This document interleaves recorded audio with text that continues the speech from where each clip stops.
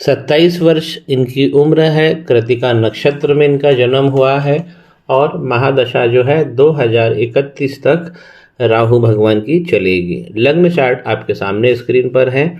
पहला घर जो होता है जिसे हम लग्न कहते हैं, यहाँ पर मेष लग्न बना हुआ है और इसके स्वामी मंगल जाकर तीसरे भाव में बैठे हुए हैं।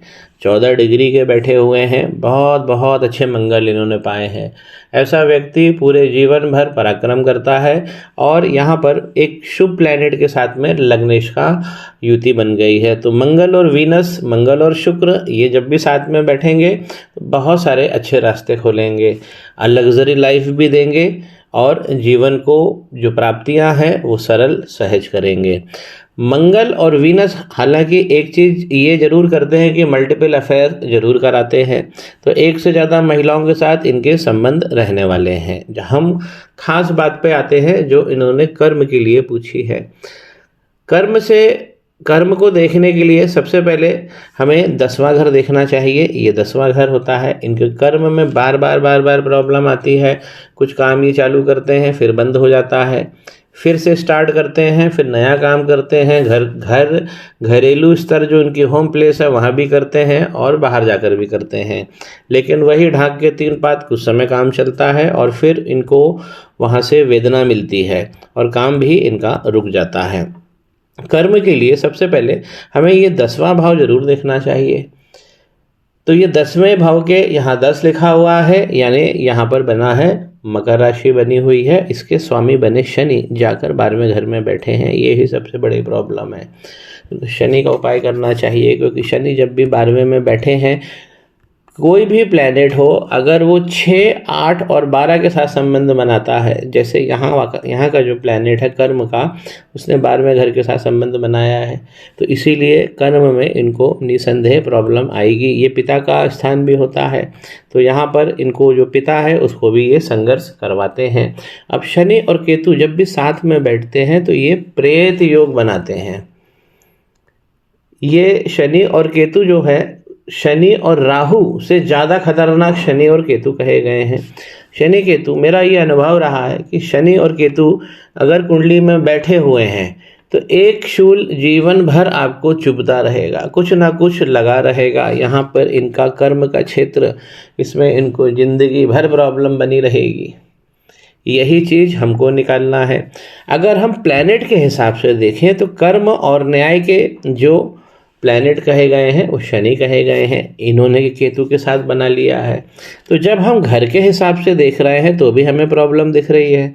अगर इंडिपेंडेंट प्लैनेट के हिसाब से देखते हैं, जो शनि है, वहाँ पर भी दिक्कत है। तो शनि और केतु पर इनको खास कार्य करना चाहिए। इनका जीवन बड़ा सरल और सहज हो जाएगा। जो अच्छी चीज़ इनके लग्न में है, लग्न चार्ट में है, वो तो मैंने पहले बता ही दिया है कि इनके लग्नेश बहुत तगड़े होकर बैठे हैं। और जब भी मंगल तीसरे भाव में बैठेंगे लग्नेश बनकर, तो ये ज़रूर है कि छोटे भाई बहन ऐसे लोगों के ज़रूर होते हैं। इनके मरकरी बहुत अच्छे बैठे हुए हैं। ये बुद्धि का भाव है, बुद्धि का प्लैनेट बुद्धि के घर में बैठ गया है, तो इनको बुद्धि बहुत अच्छी मिलने वाली। यहाँ से हम बुद्धि देखते हैं, दूसरे घर से हम विद्या देखते हैं, विद्या भी इनको अच्छी मिलेगी। ये सब इंगित हो रहा है, लेकिन शनि केतु हर चीज़ को बिगाड़ते जाएंगे। शनि केतु कर्म भी बिगाड़ेंगे और जो भी प्राप्तियाँ इनको होनी चाहिए, जो इनका लग्न चार्ट बता रहा है। जब बृहस्पति भगवान 9वें घर में बैठते हैं, उच्च शिक्षित व्यक्ति बनता है, जीवन के अंत में उसे हर चीज़ की प्राप्ति होती है। ऐसी कोई चीज़ नहीं होती है जो बृहस्पति इनको ना करा दें। 15 डिग्री के बैठे हैं, युवावस्था के बृहस्पति है। इनके देखिए, ये 5वें भाव में बुध बैठे हुए हैं, तो इनका जो त्रिकोण भाव है 5वां और 9वां, ये बहुत बहुत अच्छा बना हुआ है। सूर्य भी यहाँ पर अच्छा विस्तार देंगे। 4थे घर में सूर्य जो है वो परेशानी घर में जरूर करते हैं, लेकिन व्यक्ति को विस्तार उसके व्यवसाय में, उसके कार्य में लगातार देते हैं। तो इनके सूर्य भी अच्छे हैं। राहु जब यहाँ 6ठे भाव में बैठते हैं, शत्रुहंता का योग बनाते हैं। 16 डिग्री के राहु हैं। कभी कोई शरीर में कमी हो जाएगी, ये पूर्ति कर देंगे। तो ऐसे व्यक्ति का शरीर भी स्ट्रांग होता है। जब राहु यहाँ पर बैठते हैं, मंगल तीसरे भाव में बैठते हैं, व्यक्ति के पास में 6th सेंस डेवलप हो जाता है। बस एक बात होती है कि आपको हर चीज़ पता रहेगी कि क्या होने वाला है, लेकिन आपको किसी से वो शेयर नहीं करना है, क्योंकि वो शक्ति आपकी एक अदम्य और छुपी हुई शक्ति है, आपका सीक्रेट है व्यक्तित्व का। तो जब भी आप किसी चीज़ पर प्रोमोनिशन जिसे कहते हैं कि आकलन करते हैं और वो सही हो जाता है, तो आपको ये शक्ति अपने पास में रखनी है, किसी को बताना नहीं है। जो सबसे बड़ी प्रॉब्लम है फिर यही वही 12 घर में शनि और केतु, इसका जो पाप, एक तरीके से ये शनि और केतु का जो पाप होता है जिसे हम प्रेत योग कहते हैं, इसी पर ही इनको कार्य करना चाहिए। चंद्रमा इनके उच्च के बैठे हैं दूसरे भाव में, जो तरलता जिंदगी भर देंगे। इनकी कुंडली बहुत अच्छी कुंडली बनी हुई है। बस शनि और केतु भगवान का इनको एक उपाय जरूर करना चाहिए, जो मैं इनको फ़ोन पे करूँगा।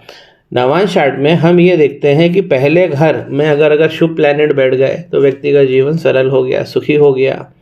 यहाँ पर वीनस चौथे घर में बैठे हैं, गाड़ी घोड़े, कन्वेंस, सुख सुविधाएं, ये सब जीवन में इनको बहुत अच्छा मिलने वाला है। इनकी पत्नी का भाव भी बहुत अच्छा बनेगा। ये विवाह सुख देखते हैं हम यहाँ से। विवाह के लिए हम ये 7वां भाव देखते हैं, जिसके स्वामी वीनस है और जाकर तीसरे भाव में बैठे हुए हैं। मित्र बंधु बांधवों की तरफ से उनके सहयोग से आपको पत्नी मिलेगी, और आपका दाम्पत्य, ये घर बता रहा है नीचे नवांश की, आपका दाम्पत्य भी बहुत सुखी रहने वाला है। शनि जो गड़बड़ हैं, अब देखिए केवल हम शनि पे और कर्म की बात करें, जो खास प्रॉब्लम है इस पर हमें काम करना है। आने वाले जीवन को बताता है, आगे की तरफ हमारा जीवन किस प्रकार इंगित हो रहा है नवांश चार्ट बताता है। यहाँ पर शनि की पोजीशन देखिए, तीसरे भाव में बैठे हैं, पराक्रम के भाव में, और तुला राशि में आकर बैठ गए हैं, जो उच्च के होते हैं।